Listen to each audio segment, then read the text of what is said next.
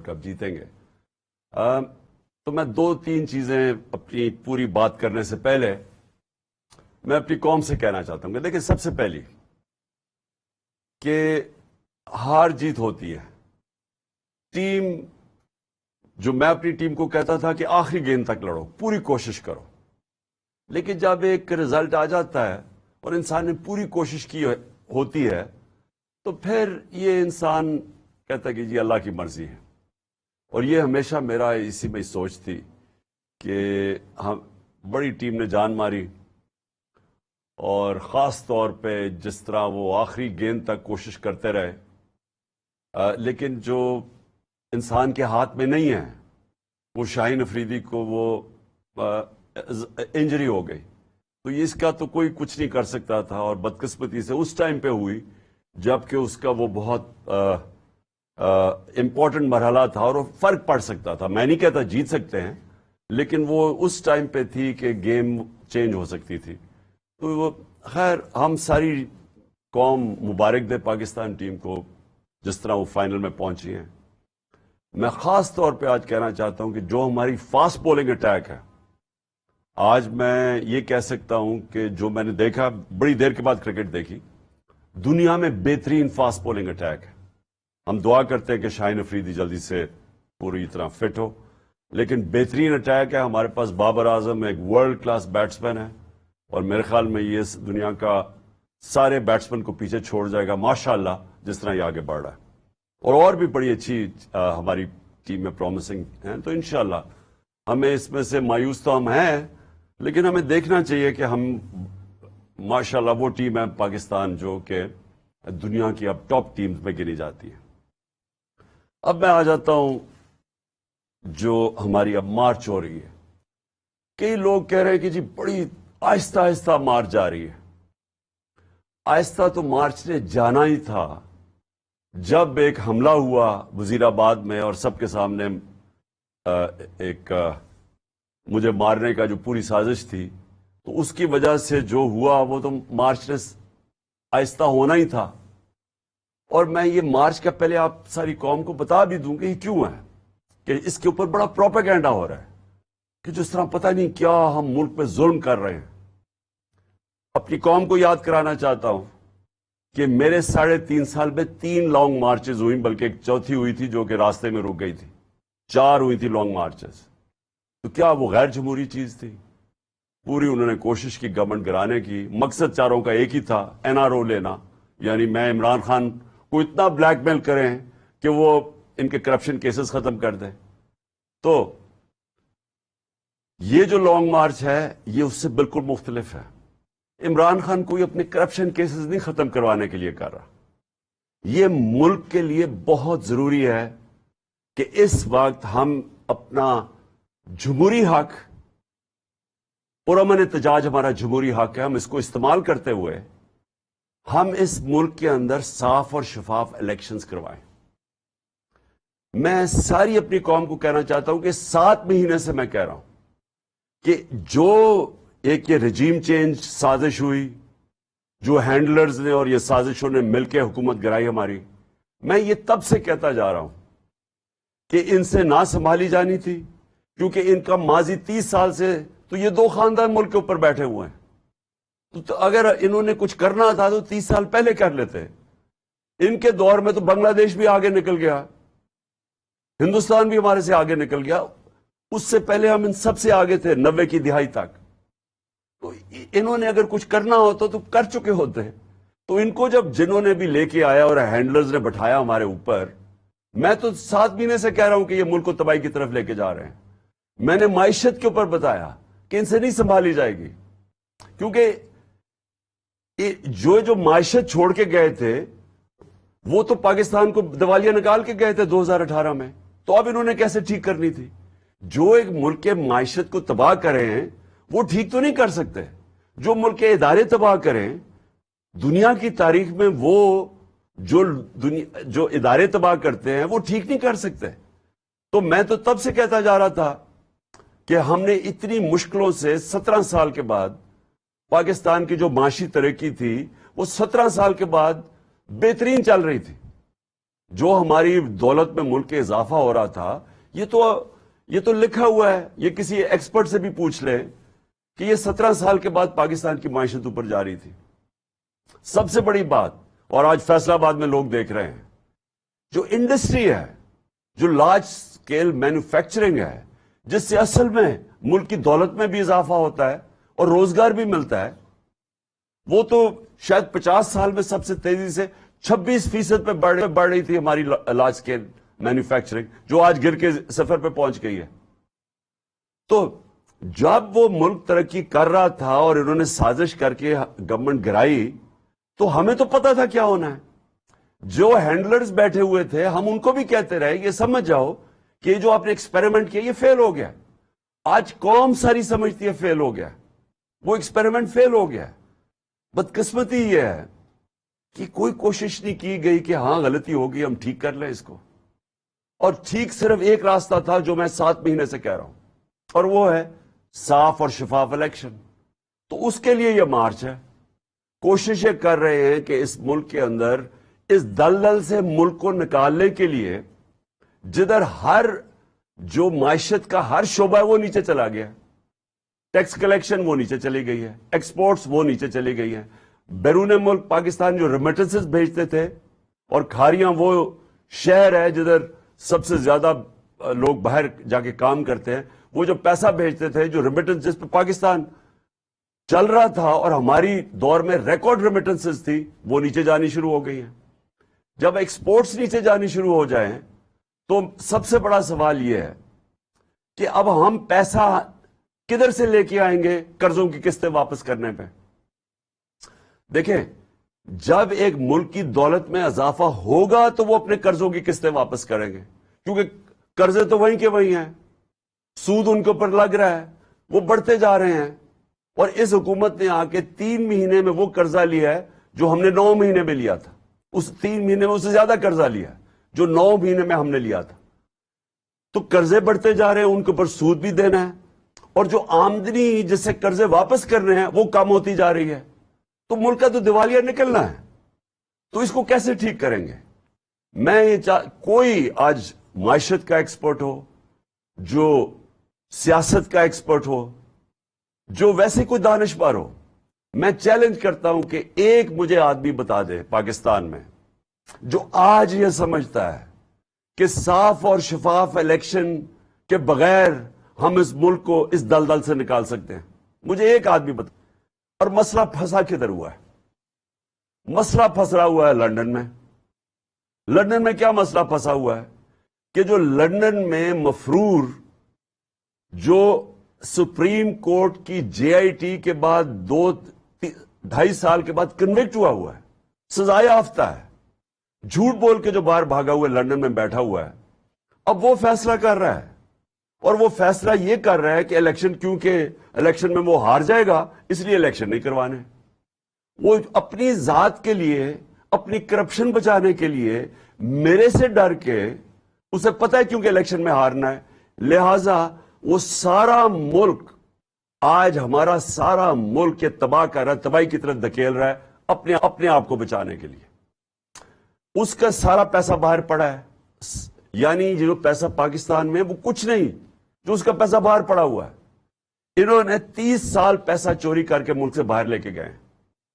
یہ جو حدیبہ پیپر مل کے اندر جو ان کے منشی اور یہ جو موجودہ فورن منسٹر ہے، اس نے 164 کا بیان دیا ہوا ہے عدالت میں جا کے کہ میں نواز شریف کا چوری کا پیسہ ملک سے باہر بھجواتا تھا.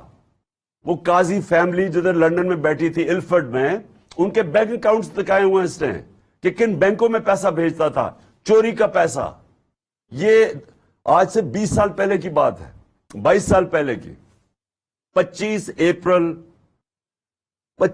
اپریل 2000 کے اندر اس نے یہ 164 کا بیان لکھوایا ہوا ہے. سارا بیان پڑھ لیں، آپ کو پتا ہوگا تو کیسے یہ جو پاور میں تھا اس نے ملک کو کیسے لوٹ کے پیسہ باہر لے کے گیا.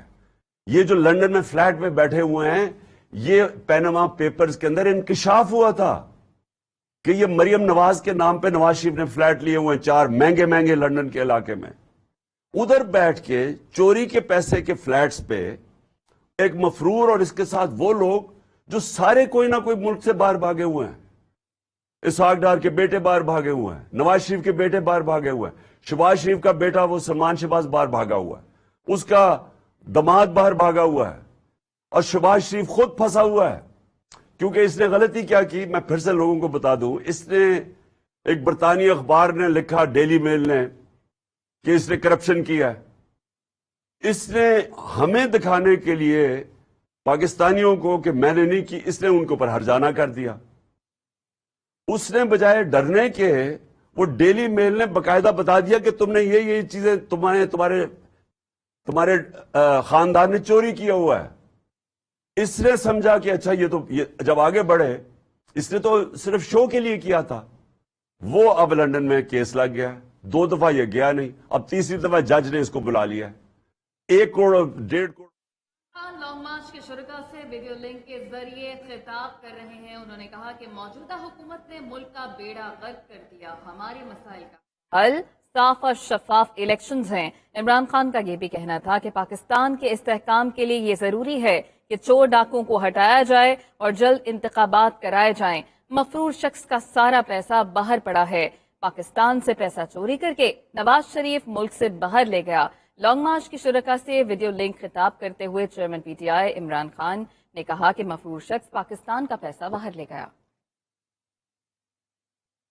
کیا ہیں آج تک جن کو یہ رشوت دے سکے, جن کو منہ بند کروا سکے. عہدوں کے اوپر دیکھیں, بڑے بڑے عہدوں کے اوپر یہ کون بٹھاتے ہیں؟ میرٹ پر ہی لوگ آتے ہیں, جنہوں نے میرٹ پہ کوئی کام ہی نہیں کیا, اور مقصد صرف ایک ہوتا ہے کہ ہمارے چوری کا پیسہ بچے گا کیسے, اور چوری ہم کریں گے تو روکے گا کون کیسے. وہ لوگ بٹھاتے ہیں. اب یہ پاکستان کے آرمی چیف کا فیصلہ کر رہا ہے لندن میں بیٹھ کے, اور یہ فیصلہ کر رہا ہے کہ کیونکہ الیکشن ہم جیت نہیں سکتے لہٰذا ہم نے الیکشن نہیں کروانا. بھاڑ میں جائے پاکستان, ملک کی معیشت نیچے جائے, جو بھی ملک ہو جائے, ان کو کوئی فرق نہیں ہے کیونکہ لندن میں بیٹھا ہوا ہے, پیسے اس کے لندن میں ہیں, جب مشکل پڑتی ہے لندن بھاگ جاتا ہے, ساری فیملی لندن بھاگ جاتی ہے. ان کے لیے سب سے بڑا عذاب ہوتا ہے کہ ہمیں ای سی ایل پہ ڈال دیا. میں ان کو کہتا ہوں کہ مجھے ای سی ایل پہ ڈالو. مجھے کیوں نہیں ای سی ایل پہ ڈالو؟ کیونکہ میں نے باہر جانا ہی نہیں ہے, میرے باہر پراپرٹیز نہیں ہے, میری کوئی باہر بینک اکاؤنٹس نہیں ہے, مجھے کیا فرق پڑتا ہے ای سی ایل میں ڈال. ان کے لیے عذاب ہو جاتا ہے. شاپنگ ادھر کرنی ہے, علاج ادھر کرنی ہے, عیدیں ادھر بنانی ہے, اور بزنسز ادھر کرنی ہے, انویسٹ ادھر کرنا ہے, اور ادھر پاکستانیوں کہہ رہے ہیں کہ پاکستان پیسہ بھیجو, اپنا سارا پیسہ باہر رکھا ہوا ہے. تو یہ سب سے پہلے لانگ مارچ کا یہ بھی مقصد ہے کہ قوم کو ہم جگائیں کہ ہو کیا رہا ہے ہماری قوم کے ساتھ. دیکھیں, ملک سمجھ جائیں, یہ پاکستان ملک 22 کروڑ کا ہے, اس کی 68% آبادی 28 سال کی کم ہے. اگر ہم نے ان لوگوں کو صحیح آئینی طور طریقہ نہ سکھایا احتجاج کا, یہ سری لنکا کی طرف نکل جائیں گے. کیونکہ نوجوان تو اب سمجھ بیٹھا ہے, سوشل میڈیا پہ نوجوان آ گیا ہے. جتنا مرضی آپ میڈیا کو بند کریں, جتنے مرضی پابندی لگائیں, جتنا مرضی ڈرائیں ان صحافیوں کو, سوشل میڈیا تو چل رہا ہے, اور نوجوان سارا سوشل میڈیا پہ ہے, اور ان میں شعور آ چکا ہے, اور وہ دیکھ رہے ہیں تماشا کیا ہو رہا ہے پاکستان سے. شکر کریں کہ ہم لانگ مارچ اور آئین کے بیچ میں رہتے ہوئے ہم اپنے سارا یہ جو اس عوام کا غصہ ہے وہ ہم اس طرح لے کے جا رہے ہیں, پرامن احتجاج پہ لے کے جا رہے ہیں. شکر کرنا چاہیے. 7 مہینے سے بار بار عوام آپ کو بتا رہی ہے, ساری قوم کو, کہ عوام نے یہ جو چوروں کو ہمارے اوپر مسلط کیا سازش کے تحت, قوم ان کو مسترد کر بیٹھی ہے. الیکشن میں یہ بتاتے ہیں, جو با الیکشن ہوتا ہے اس میں وہ بتاتے ہیں, جو جلسے ہیں کبھی ایسے ہوئے ہی نہیں ہیں. مارچ میں جب پبلک نکلی وہ بتا رہی ہے. سمجھا تھا کہ میرے بغیر کوئی نکلے گا نہیں, لانگ مارچ میں دیکھ لیں پبلک نکل رہی ہے. تو پبلک تو بتا رہی ہے کہ ہم یہ جو آپ نے سمجھا ہمیں بھیڑ بکریوں کی طرح, یہ بھیڑ بکری شعور والے لوگ ہیں, اور یہ آپ کو ایک سگنل دے رہے ہیں. اور انشاءاللہ جب یہ مارچ پہنچے گی پنڈی, تو اور میں جب انشاءاللہ وہاں پہنچوں گا تو ساری قوم اب دیکھے گی, سارے پاکستان سے لوگ آ رہے ہیں پنڈی. اتنی کبھی پبلک نظر نہیں آئے گی اس ملک کی تاریخ میں جو آنے والی ہے پنڈی. اور وہ صرف ایک چیز کہہ رہی ہے, ہمیں بھیڑ بکریاں نہ سمجھو, ہم ان چوروں کو نہیں تسلیم کرتے, ہم الیکشن چاہتے ہیں, ہم فیصلہ کرنا چاہتے ہیں کہ اس ملک کی قیادت کون کرے گا. کوئی بند کمروں میں یا کوئی بیرونی سازش کے تحت ہم کوئی نہیں حکومت کو قبول کرتے. قوم کہہ بیٹھی اور یہ کہے گی جا کے انشاءاللہ جب پنڈی پہنچیں گے. اور میں دو اور باتیں کرنا چاہتا ہوں. جب سے یہ آئے ہیں, پہلے تو مجھے بتائیں, انہوں نے کہا عمران خان نے بالکل پاکستان کو انٹرنیشنلی آئسولیٹ کر دیا. انہوں نے بار بار کہا کہ عمران خان نے آئسولیٹ کر دیا. یہ 7 مہینے سے بیٹھے ہوئے ہیں. مجھے ایک چیز بتائیں کہ انہوں نے انٹرنیشنلی فورن پالیسی پہ کوئی ملک کا فائدہ کروایا ہو. مجھے ایک چیز بتا دیں. میں نے بڑا روکا ہوا تھا, بیرونی دورے میں نے بڑے دیکھ کے کرتا تھا. میں کسی بیرونی دورے پہ نہیں جاتا تھا جب تک میرے ملک کو فائدہ نہ ہو. میرے بچے انگلینڈ میں تھے, 3.5 سال میں 2 دفعہ مجھے دعوت ملی انگلینڈ جانے کے لیے. لیکن میں نے فیصلہ کیا کہ ان دوروں سے میرے ملک کو فائدہ نہیں ہے, میں نہیں گیا. نواز شریف 24 دفعہ نجی دورے کیے اس نے پرائم منسٹر ہوتے ہوئے برطانیہ کے. زرداری 50 دفعہ نجی پرائیویٹ دورے کیے اس نے دبئی کے. میں نے تو کوئی نہیں کیا. اور میں یہ پوچھنا چاہتا ہوں کہ انہوں نے 7 مہینے میں ان کی کیبنٹ, ان کے پارلیمنٹیرینز نے 3 گنا زیادہ دورے کیے جو ہم نے 3.5 سال میں نہیں کیا. پیسہ انہوں نے خرچ کیا, مہنگے مہنگے ہوٹلوں میں یہ ٹھہرے.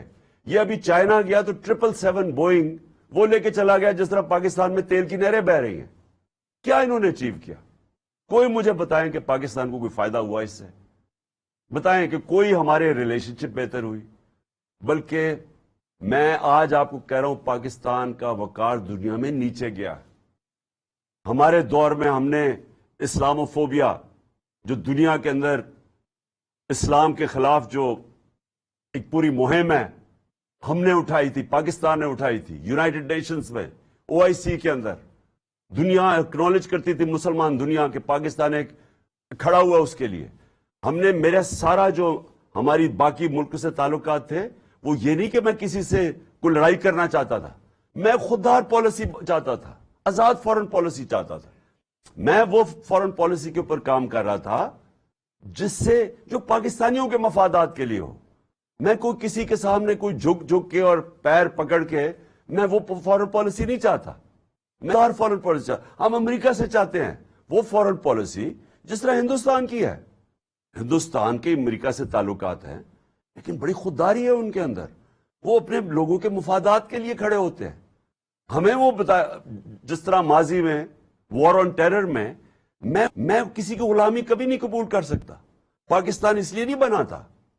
تو خوددار فورن پالیسی کو اگر یہ کہہ رہے ہیں کہ جی ہمیں دنیا میں آئسولیٹ کیا, تو تم نے جوتے پالش کر کے کیا کیا اب تک؟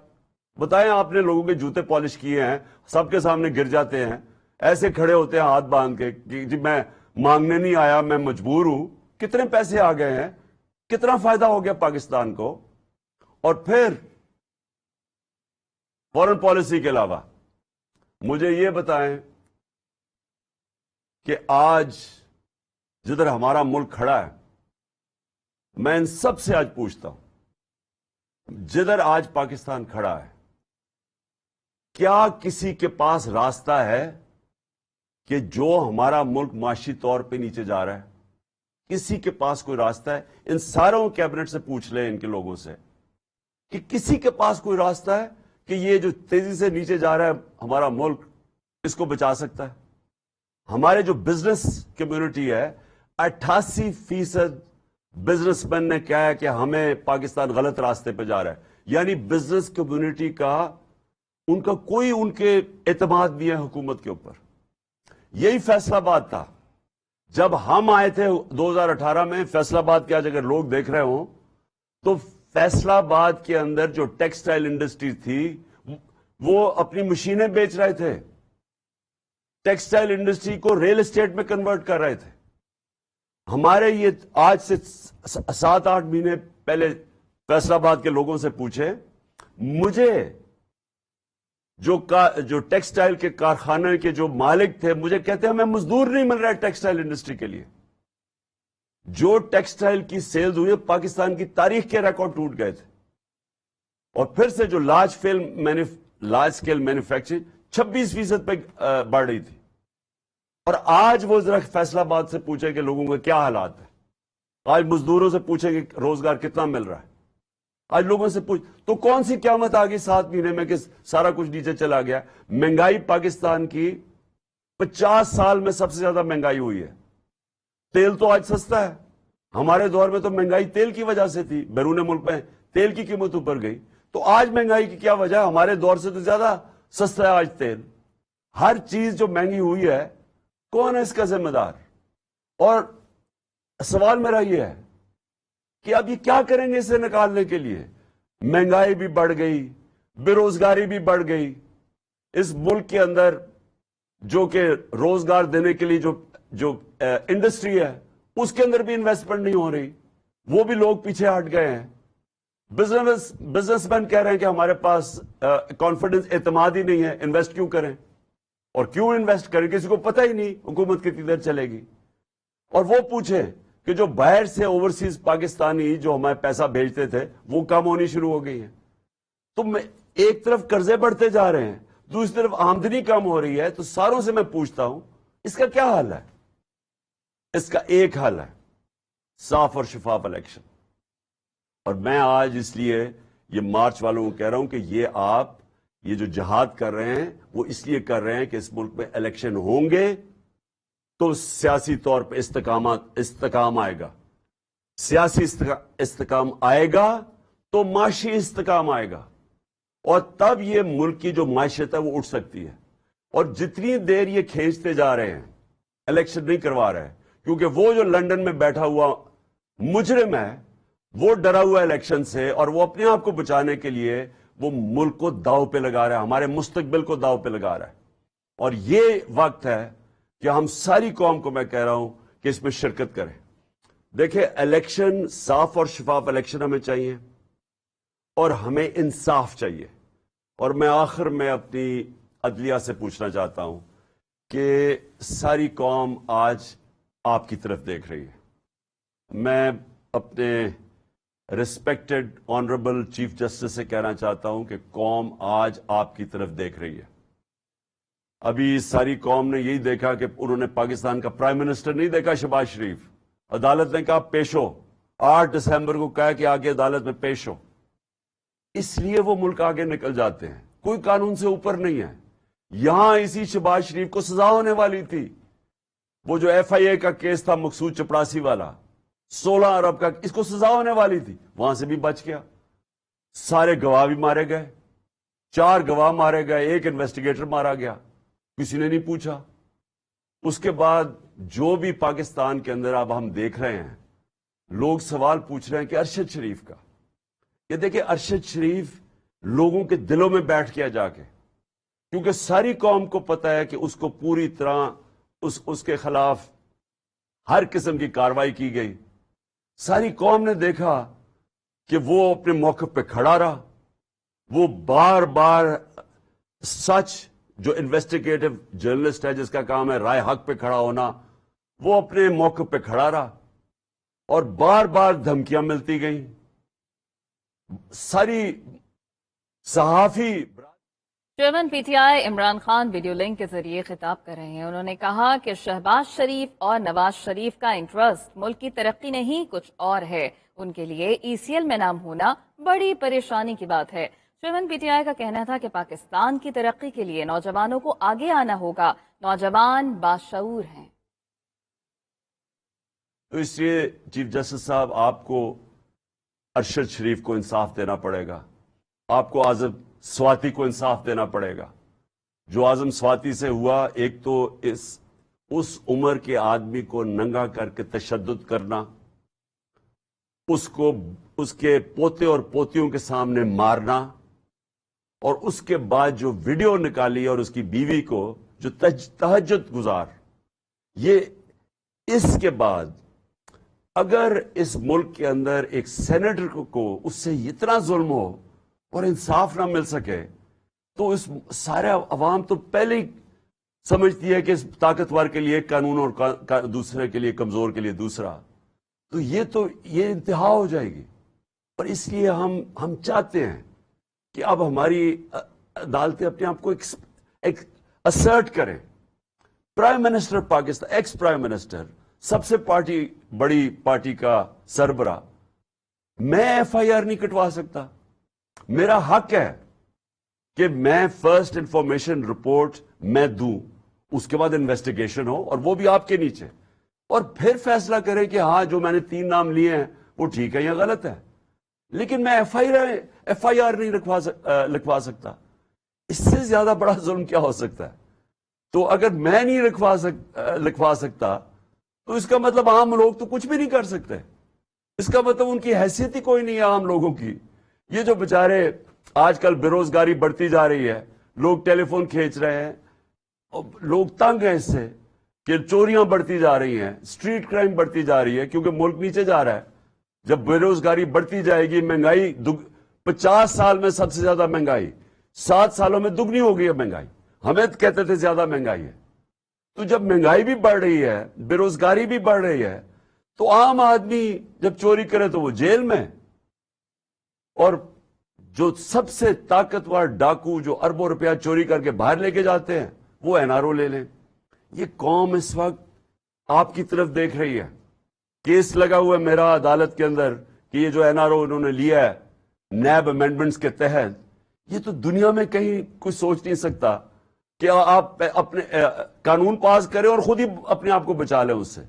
تو اس لیے آخر میں اپنی سپریم کورٹ کے چیف جسٹس سے بڑے ریسپیکٹفلی اپنی قوم کی طرف سے آپ سے ریکویسٹ کرتا ہوں کہ یہ ٹائم ہے کہ پاکستان کی عدلیہ اب عوام کے ساتھ کھڑی ہو. یہ جو طاقتور اس ملک میں قانون کے اوپر ہیں، آپ ان کو قانون کے نیچے لے کے آئیں اور اس ملک کو حقیقی طور پہ آزاد کریں. پاکستان زندہ باد. Chairman P T I Imran Khan video link کے ذریعے خطاب کر رہے تھے. انہوں نے کہا کہ ملک میں سیاسی استحکام کی ضرورت ہے جس سے معاشی استحکام آئے گا. قوم کہتی ہے کہ ہمیں بھیڑ بکریاں نہ سمجھا جائے، ہمارے لوگ باشعور ہو گئے ہیں. Chairman P T I Imran Khan